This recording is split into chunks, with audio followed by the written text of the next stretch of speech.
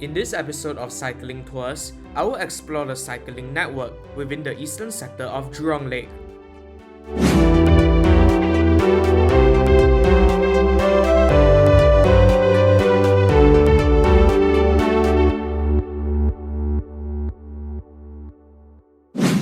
Hey everybody, Transit Evolution here, and welcome to what is the longest episode of Cycling Tours yet, featuring the eastern side of Jurong East New Town.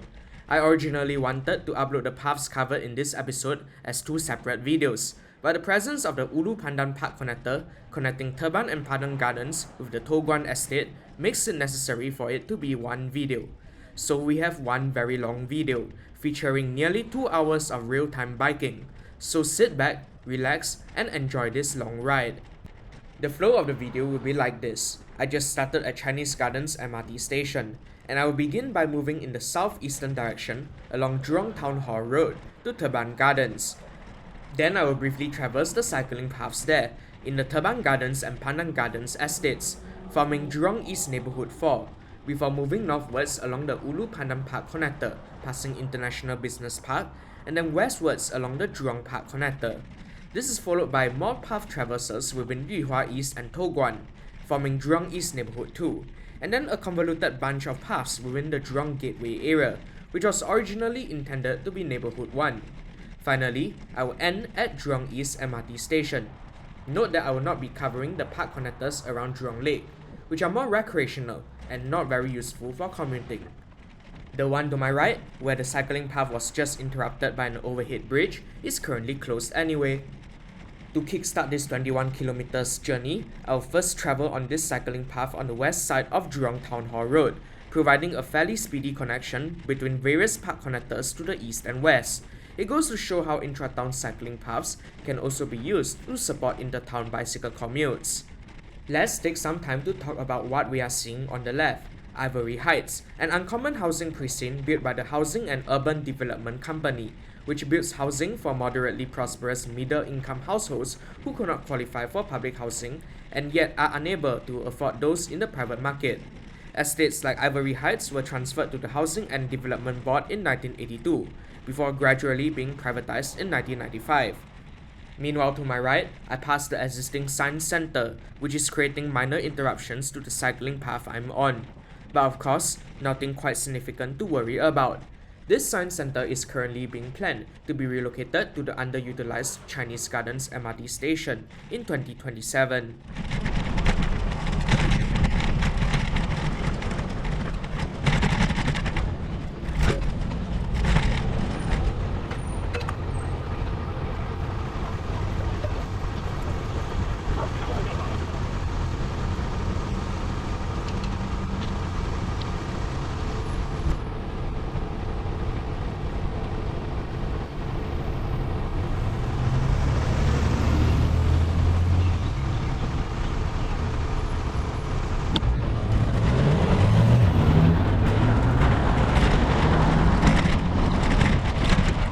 Further south, the cycling path is no longer physically separated from the footpath with a wall of trees. Still, cycling here is thus far rather pleasant, with paths built a good distance away from the roadway, pretty well segregated from the busy traffic along Jurong Town Hall Road, leading to a low-stress environment. I like the treatment of the paths as I pass Genting Hotel Jurong, and it helps that pedestrian volumes are low here. But just to foreshadow, this decent treatment will not last for long though.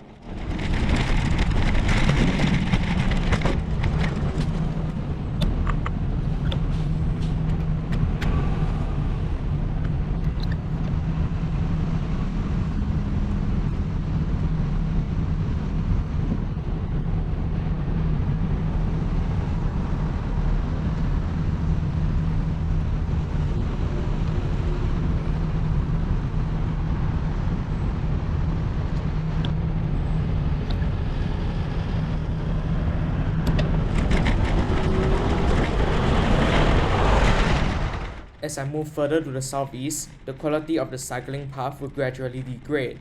We can see that the surfacing is rather beaten up here, resulting in a lot of bumps everywhere. It will only get worse from here. For example, we have covered linkway pillars built into what looks like a cycling path that has since been repurposed into a mere footpath. Passing this pedestrian overhead bridge, you can see that there are more diversions along the way. That is because I'm approaching a work zone, with the construction of the Jurong Region Line ongoing over here for quite some years to come. This will be the first of several cycling tours videos where the paths traversed would feature construction sites. Such scenes would also be seen in cycling tours videos featuring Ang Mo Kio, Pasir Ris, and Punggol due to the construction of the Cross Island Line. The problem with construction sites is that pedestrian and cyclist circulation plans would change pretty wildly from month to month, which can rather quickly make my videos outdated for those trying to use these videos as a travel guide. Nevertheless, I will still be uploading them based on what is seen at the point of this video's recording. Like it or not, construction sites are a part and parcel of places that bicycle commuters have to traverse through at times, so it will not be fair to hide such scenes away. Let's just take this video as a way to critique how seriously pedestrians and cyclists are accommodated in the circulation plans for these work zones. Anyway, I'm currently at this rather poorly programmed set of traffic lights at the intersection with Jurong East Street 11, which does not turn green for pedestrians even though there are essentially no traffic conflicts for much of the time spent waiting here. This traffic light alone will single-handedly add nearly 3 minutes to the commute time on bicycles along this trunk route for pavement cycling. Couple that with the very annoying noise of piling and drilling works that are happening directly behind me, and you can see why most sane people would want to beat the red light here.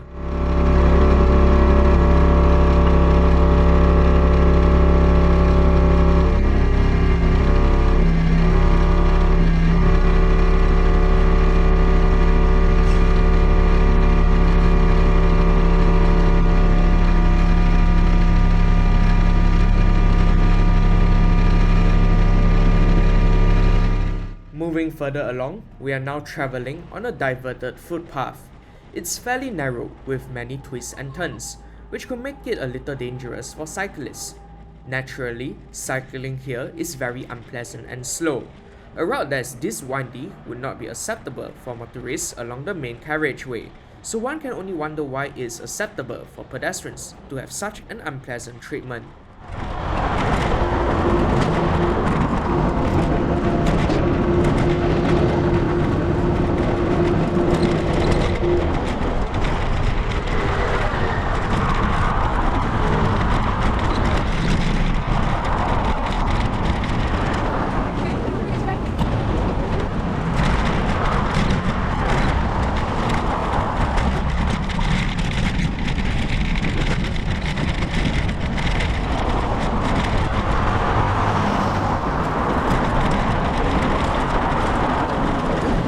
This is where I'm about to cross the Teban flyover, which carries the Ayer Rajah Expressway. I'll have to cross 4 separate carriageways at grade to get across this diamond interchange.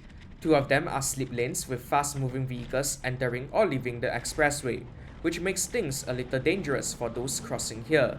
It's worth noting that somewhere beneath this flyover lies the former Jurong Line owned by Kereta Api Tanah Melayu, a spur railway line connecting Bukit Timah Railway Station with Jurong Port, operating from 1965 to 1992.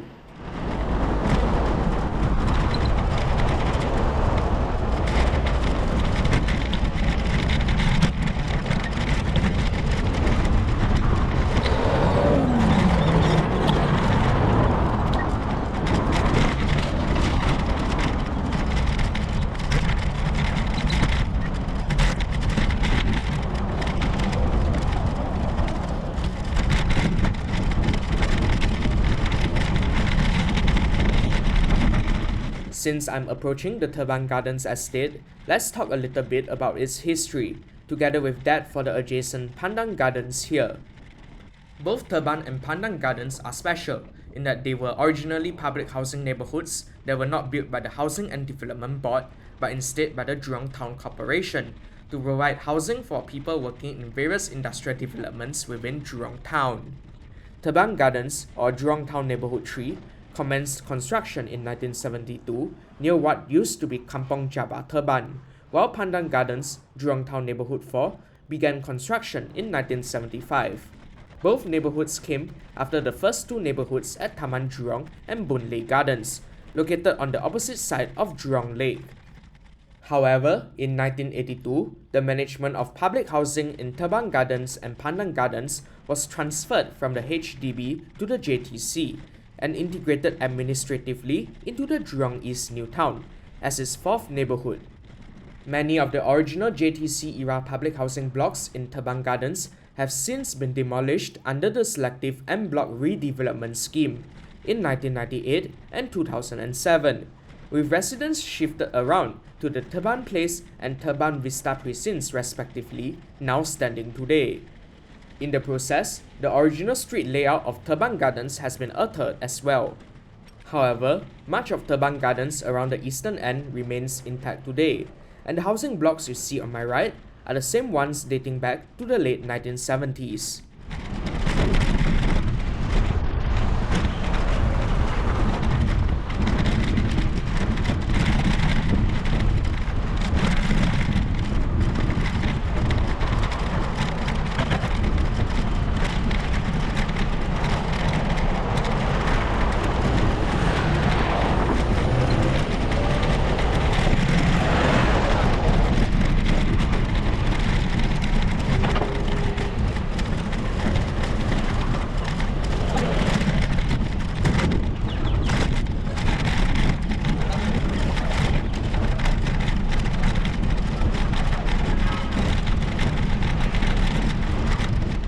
I will now make this turn, which enables me to continue along this old stretch of Teban Gardens Road, which is no longer for true motor traffic since the realignment of Teban Gardens Road at the start of this year. However, it is still a true route for walking and cycling, as a shared path following the west side of Jurong Town Hall Road has been diverted here. This is where I make a few sets of turns to get to the intersection with West Coast Road. Do note the presence of convex mirrors placed at turning points along this path, which helps to reduce the risk of collisions for cyclists and pedestrians, as they negotiate around various blind spots caused by the fences erected around construction work zones. These are little details that help make travel by walking and cycling safer for all.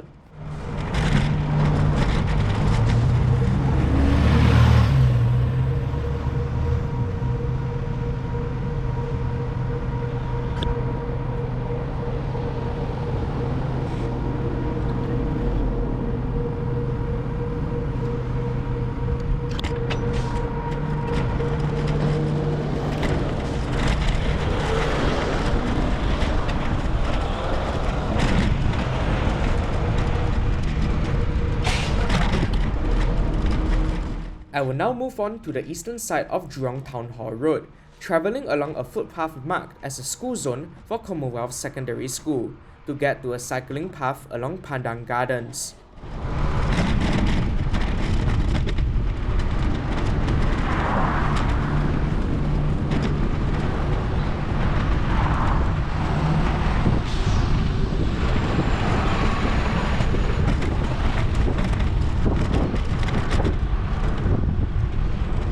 Unlike Teban Gardens, which has seen quite a bit of estate renewal, Pandan Gardens hasn't seen many changes.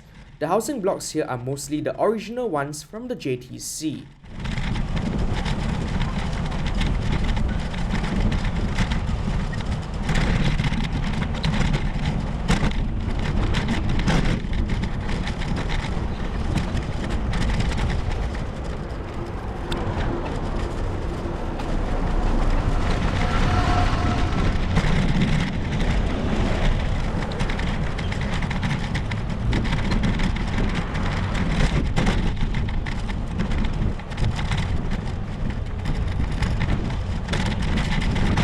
The cycling facilities here are bad. As with cycling infrastructure projects built in these earlier days, many of them do not come with bus stop bypasses, so the only way is to ride through the bus stop itself, resulting in conflicts with the commuters waiting for the bus. You also have many random obstructions along the way.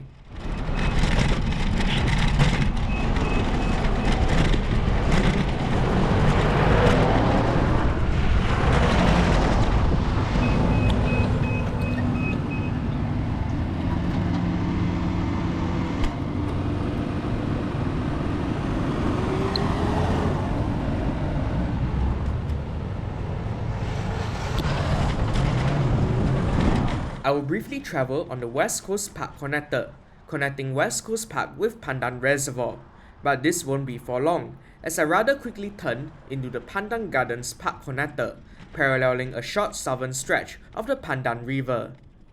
This park connector originally formed part of the Ulu Pandan Park Connector and was the second park connector ever built in Singapore, under a 3-kilometer stretch costing $1.3 million, beginning construction in 1993 and completed in 1995. In its original extent, the park connector starts from Clementi Road and ends at West Coast Road. It has seen a couple of modifications ever since. For example, these early park connectors did not come with park lighting, just like the rail corridor, to be in harmony with nature and keep its rustic character, but of course lampposts were eventually installed. At some point in time after construction, this section of the park connector was completely cut off from the main section north of the AYE, possibly due to the reconstruction of the vehicular bridge holding the AYE sometime around 2002. There was also a time when joggers and cyclists had to make use of a narrow and disused railway bridge just to cross Sungai Ulu Pandan. Hence, in 2013, Singapore's first cycling bridge was opened to connect the three unconnected links of the Park Disconnector together. It consists of circular ramps which enable cyclists to seamlessly cycle across the AYE. It comes with painted lines demarcating jogging and single-directional cycling lanes, each about 1.5 meters wide. Making the journey up onto it is a little harder than on flat ground, given the elevation change required to provide adequate clearance for vehicles travelling along the AYE below. But when compared to the terrifying journey that had to be made in times past over a narrow disused railway bridge, this is an improvement. More such bridges will be built in the future, such as between Pasir Ris and Tampines and between Sengkang and Punggol. I now seamlessly descend into Phase 2 of the Ulu Pandan Park Connector, opened in 2000, connecting the Pandan Gardens and Toh Guan estates through a route extending from the Ayer Rajah Expressway to the Pan Island Expressway. What I find lamentable here is the lack of a barrier-free route from the park connector to the adjacent International Business Park, built in the 1990s, a model example of urbanism gone wrong. Just for context, those who work here would know that the streets are very car-centric. Developments are much bigger than human scale, and the footpaths don't even lead to informal crossings at junctions. Neither are there public transport options within the business park, hence office workers who do not drive are very reliant on shuttle buses, or a very long walk in a pedestrian-unfriendly environment to bus stops outside. The lack of barrier-free pedestrian linkages with even this park connector therefore makes it even more difficult for office workers in the business park to cycle to and from the regional centre for their commutes, or even the rest of Jurong East New Town, should they happen to live in the vicinity. There are also zero plans for cycling infrastructure in this business park soon, and I find that extremely disappointing, given how car-dependent this place already is. Here, the park connector briefly ends, and I travel on a footpath along Boon Lay Way. I'll have to cross this big arterial road using a staggered signalized crossing, and usually, it takes a very long time before the signals are in my favour over here. But I'm very lucky that some cyclist has pushed the button earlier for me, so I do not have to wait as long.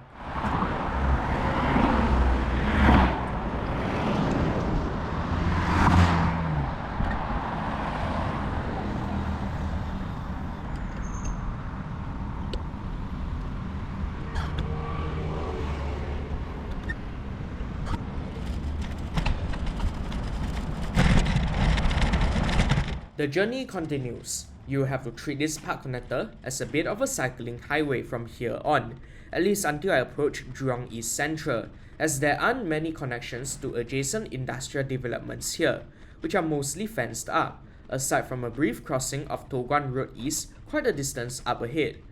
However, it sure does make a ride here very tranquil. I'll stop talking for a while so that you can enjoy the atmosphere of this place.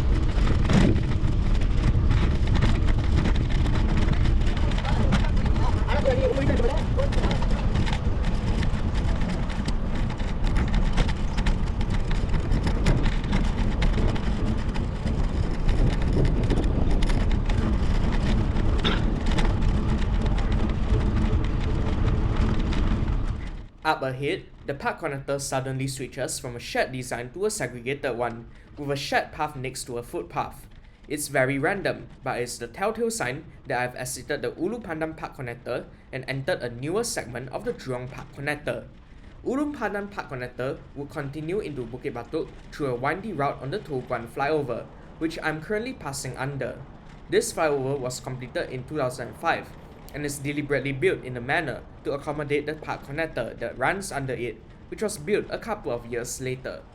The park connector would now run along the periphery of the Toh Guan housing estate, next to the PIE, which forms the border between Jurong East and Bukit Batok new towns.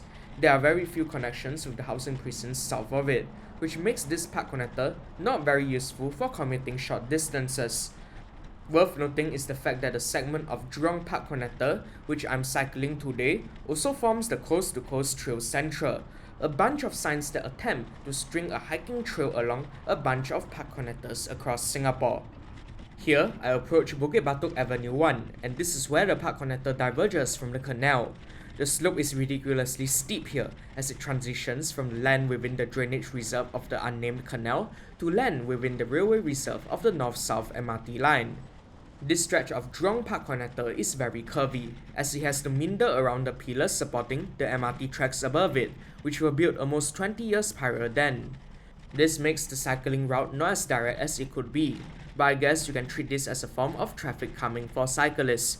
After all, this park connector is a shared path, and many pedestrians are walking along or across the path to get to the bus stop. To my right is what can also be described as a construction wasteland. The Jurong Region Line, which we encountered earlier, also runs through this part of Jurong East. However, it doesn't affect this path as much, as the new viaducts are built in the median of the road by the name of Jurong East Central.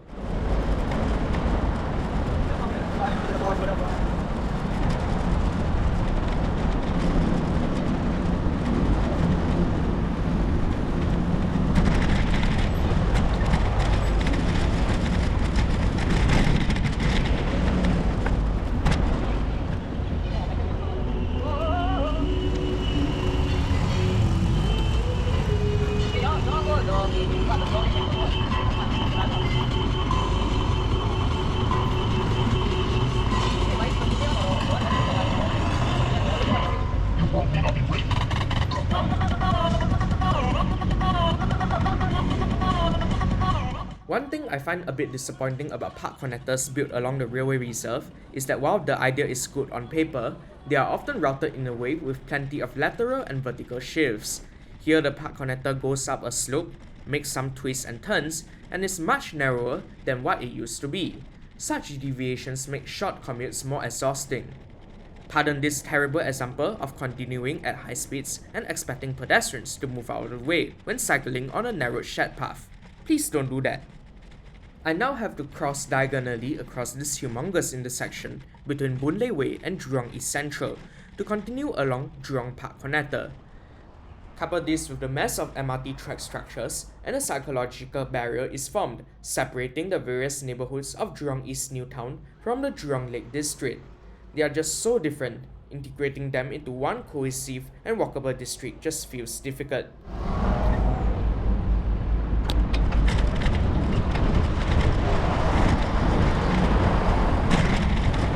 The journey along Jurong Park connector continues. The path stays mysteriously narrow as I travel along the strip of land forming the railway reserve for the East-West MRT line. Notice that every time I intersect a path, the park connector dips and then rises back up again. What this naturally results in is cyclists accelerating as they approach conflict points with pedestrians. They will also be reluctant to brake, as that will mean that even more force will have to be exerted on the pedals to move back up the park connector later on. Some cyclists would therefore opt to cycle on the level footpath to my right, parallel to Boon Lay Way. Anyway, I would just like to briefly note the fairly small neighborhood one to my left. This neighborhood of Jurong East was built in 1981, amongst the earliest housing blocks here.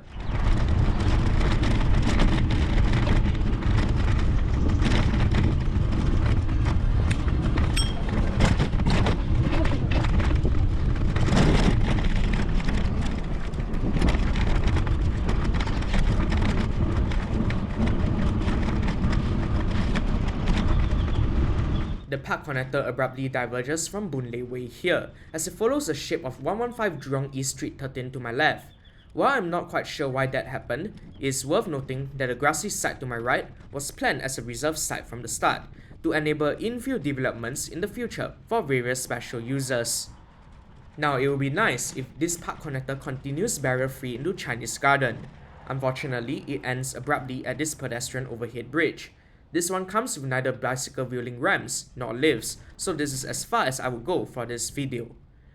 Now, half an hour into the video, I'm finally done covering the park connectors that serve as the trunk routes of this cycling town. It's now time to move on to the cycling infrastructure on neighborhood streets. You know, the kind of places people who commute intra-town would use. For this video, I will cover the cycling paths east of Jurong Town Hall Road. If you want to watch the cycling paths on its west, please watch the cycling tours video for the western sector of Jurong Lake.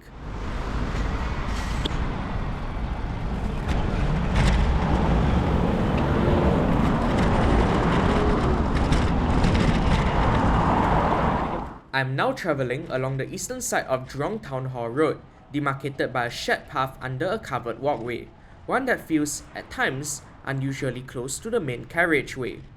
It's always bear repeating that such situations are not natural occurrences, but a result of actions undertaken deliberately by authorities at various times in the past. In the case of Jurong Town Hall Road, the stretch of the roadway between the PIE and Boon Lay Way and between Jurong East Central and the AYE were widened from 6 lanes to 8 lanes under a contract awarded in 2009. Space was taken from the planting verge to make more room for vehicles, and that's why the pavement is so uncomfortably close to the road. Right now though, at this intersection with Jurong East Avenue 1, you can see that work is progressing to widen the waiting areas around the traffic lights, this time to better accommodate pavement cycling.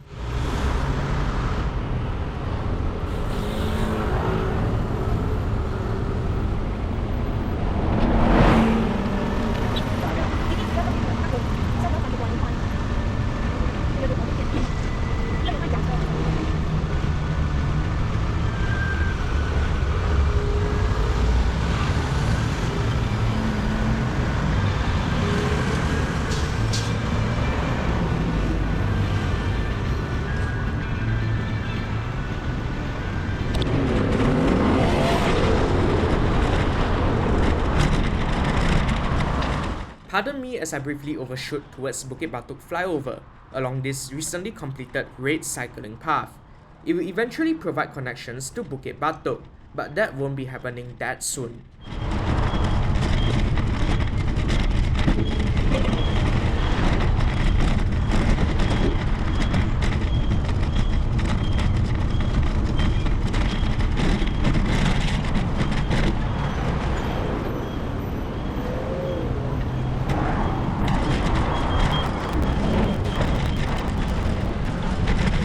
I am now travelling along an older grey cycling path along the north side of Jurong East Avenue 1. As with all grey cycling paths in Jurong Lake Cycling Town, they were constructed under a $9.76 million contract awarded in 2015, TR128. It spans 15 kilometers of paths, and they were all completed in 2017. With the cycling path further from the road than the footpath, you can quickly see a ridiculous number of "Give way to pedestrian" signs, each time a perpendicular footpath intersects with it, generating an unnecessary number of conflict points. Now, I could cross Jurong East Street 24 by taking this informal crossing to my right, but because of the way the cycling network is designed, I will use a mid-block bicycle crossing further in to better cover the cycling network of this town. The rest of Jurong East Street 24 will be featured later on in the video.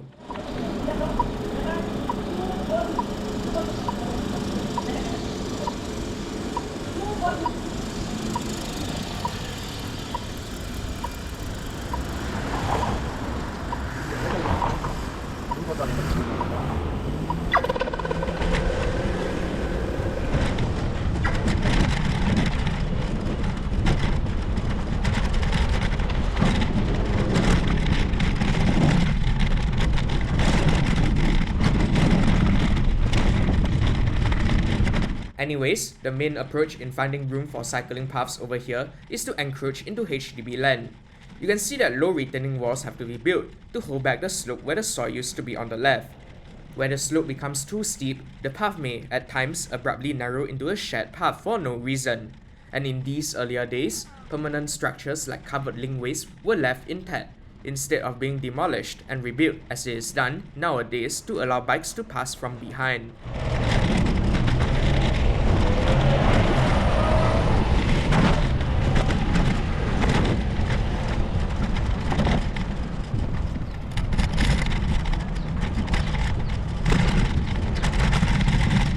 Perhaps it's worth noting this pink bunch of blocks to my right, forming the Jurong East Vista Precinct. The tallest block here, 240B Jurong East Avenue 1, has 28 floors, and it is the tallest block in the vicinity for now, composed of entirely rental units. This is just an example of the kind of infill development that is made possible from the use of reserve sites that were specially set aside by urban planners in the 1980s.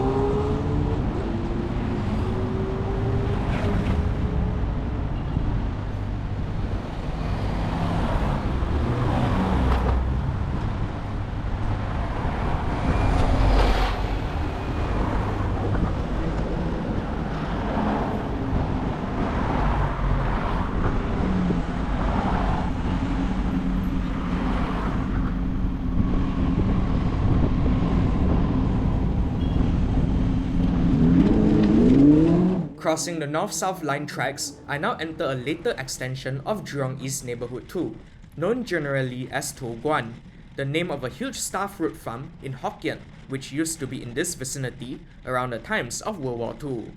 To Guan is a later addition to Jurong East New Town, and people mostly moved in between 1996 and 1998.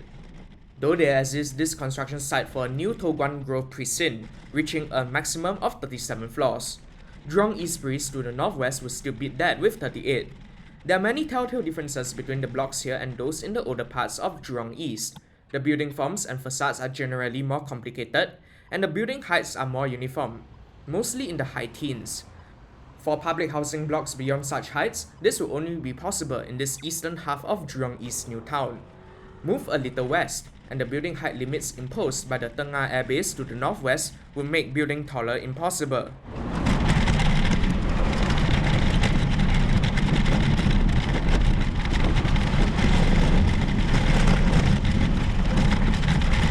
I now approach the intersection between To Guan Road and To Guan Road, where I now have to cross southwards to continue my journey. Not too long from now, To Guan will feel drastically different, as public housing makes way for light industrial buildings. There's a lot of traffic to my left coming from To Guan flyover, but thankfully I'm quite a distance away from the stress and pollution generated by those vehicles. Well, at least for now. Turning into Jurong Gateway Road, the surrounding environment becomes slightly less habitable for pedestrians and cyclists, as already big public housing developments make way for even bigger commercial and office developments, for example with the IMM building to my left, a hint of what is to come. Pardon me for foreshadowing, but let's just say that the Jurong Lake District, that is, the area surrounding Jurong East MRT station, is currently extremely unconducive for cycling. I will explain why later when I cover the paths further south towards the end of the video. Passing the Devan Nair Institute for Employment and Employability, I puzzlingly observe that the cycling path completely disappears, dumping me on a narrow footpath. A narrow footpath flanked on both sides by low plants, making for a very cramped walking environment, let alone cycling. The path would once again widen to a shared path as I turn into Jurong East Street 21, but even then it is rather intermittent, contrasting unfavorably from the continuous cycling route that was originally intended along this street.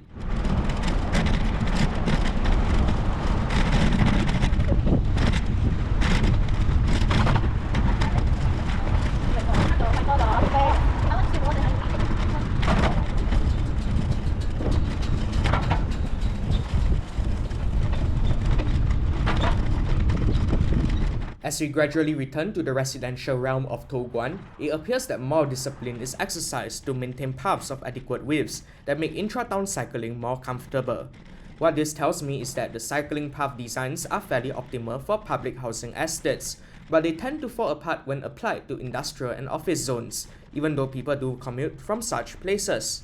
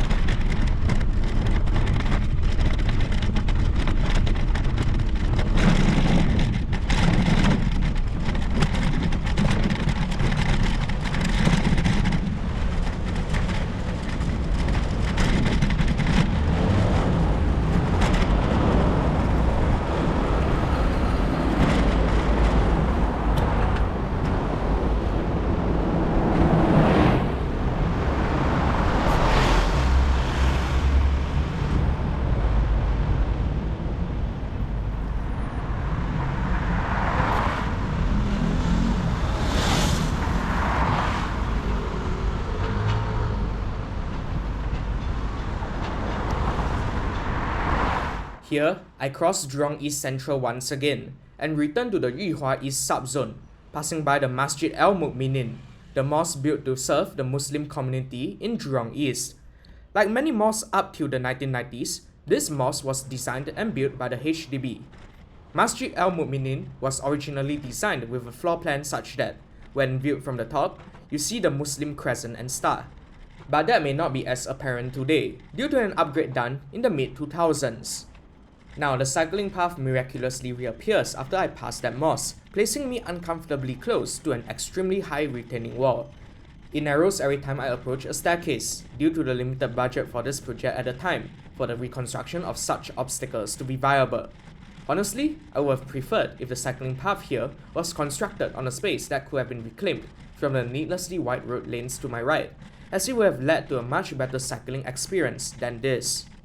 One thing that is worth noting about this vicinity is that the housing blocks here really come with an impressive variety of building heights. As envisioned at the time, shorter 4-story blocks like 215 and 217A Jurong East Street 21 shield taller 12-story slab blocks like blocks 217 to 219 from excessive traffic noise.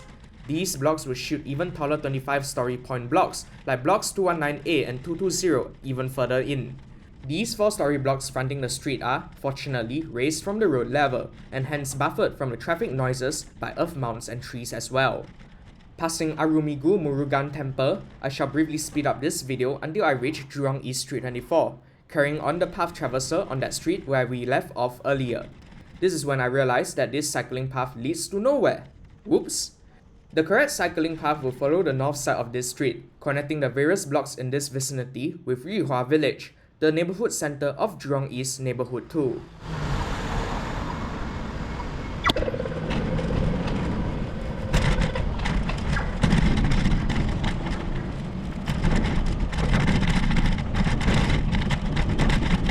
Now, many of the blocks here come in curved shapes roughly corresponding to the arc of a circle, such as 264 Jurong East Street 24. When placed together with two other straight slab blocks which use standard designs that are cheaper to build, like blocks 262 and 263, a cell was created, forming a precinct. This cellular pattern would then be repeated many times within an estate, creating unique urban forms, while keeping the cost of building public housing lower at the time.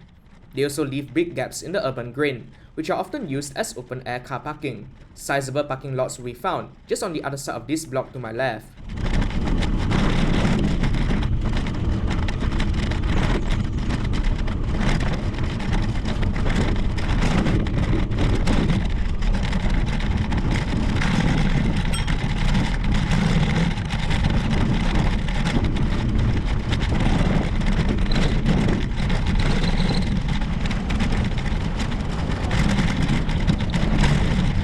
The traversal of cycling paths in Jurong East Neighborhood 2 is now fully completed. With that, I shall now move on to the Jurong Lake District, starting with the cycling path running along the eastern flank of Jurong East Central.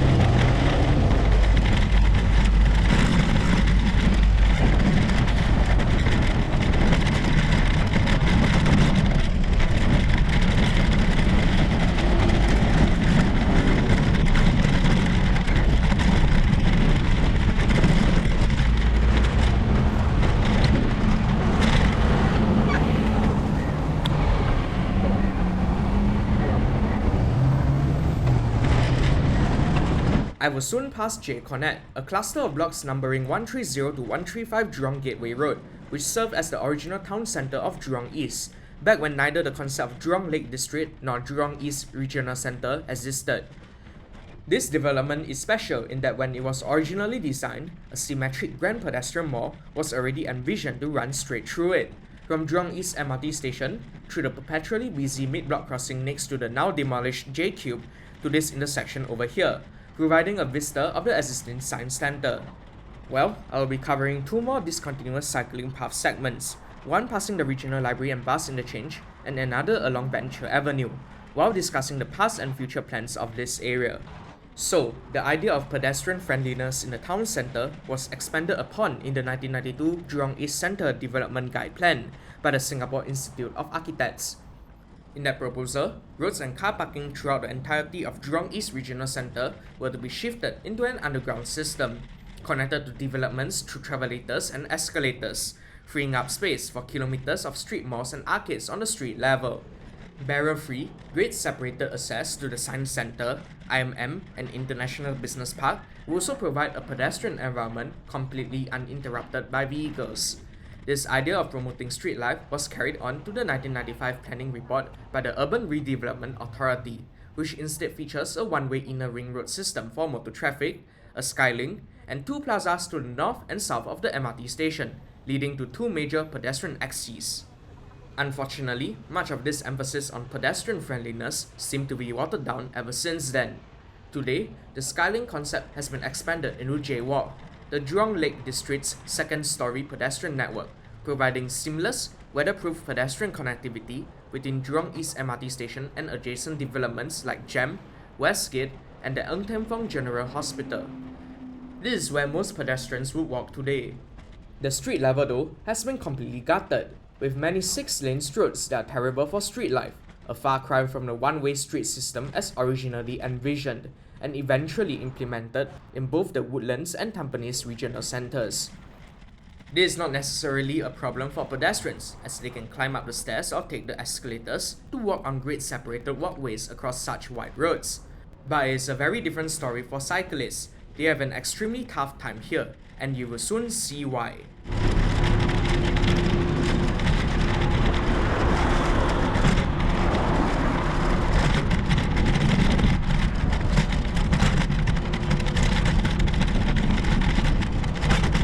I am now passing Vision Exchange, and soon a private bus pickup and drop-off point along Venture Avenue.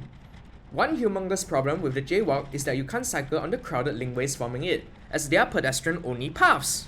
The assumption that one could simply use J-Walk to cross the road as a substitute for signalized crossings is therefore very detrimental to bikers, as it means that they will have to make extremely long detours just to find another at-grade crossing to the other side of the road, such as to International Business Park that's behind me, or even Jurong East MRT station up ahead. The very patchwork nature of cycling paths here isn't helping to make commuter cycling easier. This is why Jurong Lake District, as it is right now, is atrocious for commuter cycling. At this point, I'm just trying to find a way from Venture Avenue to Jurong East MRT station Exit B. I could dismount and push to use the wheelchair-accessible ramp onto J-Walk, but this is cycling tours, not dismount and push tours. So I'll make a detour and cycle on the footpaths around the periphery of the perennial business city and GEM. I will have to be careful to avoid the overgrown bushes, illegally parked motorcycles, and to give way to motor vehicles at each access road to these mega developments. It is a real shame that I have to end this video like this, on the journey to Jurong East MRT station. Overall, I'd say that Jurong Lake cycling network has two extremes: meh and atrocious. If you want to cycle as a means to commute within the residential realm of Jurong East New Town, well, the paths here aren't that good in quality, but it's not very hard to do so. However, if you want to cycle within the Jurong Lake District, right now, you are in for a horrendous time. The same goes for residents of Teban Gardens and Toh Guan, shoppers of GEM, Westgate and IMM, and office workers in the industrial parks and industrial zones nearby, who are trying to get between where they are and Jurong East MRT station. It's currently extremely impractical, slow, and dangerous. You may have to adopt vehicular cycling, and I would not recommend it. Having said that though, there is hope. Plans for the future parts of Jurong Lake District further south calls for cycling paths with wider widths of 2.5 meters that are well segregated from pedestrians on both sides of a road. However, for cycling to work, the weakest link in the cycling network, Jurong Gateway Road, must be overhauled, for it is right outside the MRT station where many bicycle commuters start and end their journeys. To start, road space, a lane in each direction, ought to be repurposed along this road to build cycling paths on both sides. Around mega developments like GEM, continuous cycling and footpaths should be installed, and motor traffic should give way to pedestrians and cyclists. Slip lanes, where unavoidable, must have tighter radii. International Business Park needs a street overhaul, as their footpaths are completely inaccessible to wheelchair users right now, let alone bikes. And of course, at-grade crossings should be installed where Venture Avenue intersects Jurong Gateway Road and Jurong East Street 11. This alone would make it possible to cycle from the south of the station. You get my point. Without these changes to make the pavement network safer, more permeable and accessible, cycling will never work well as a mode of travel that solves the last mile problem for the hundreds of thousands who work and play in the Jurong Lake district. As I trudge along this treacherous journey to Jurong East MRT station, we came to the end of this episode of Cycling Tours. Do leave your thoughts on Jurong Lake's cycling network in the comment section below. Feel free to support me using the memberships or super thanks function of YouTube as well. This is Transit Evolution, signing off.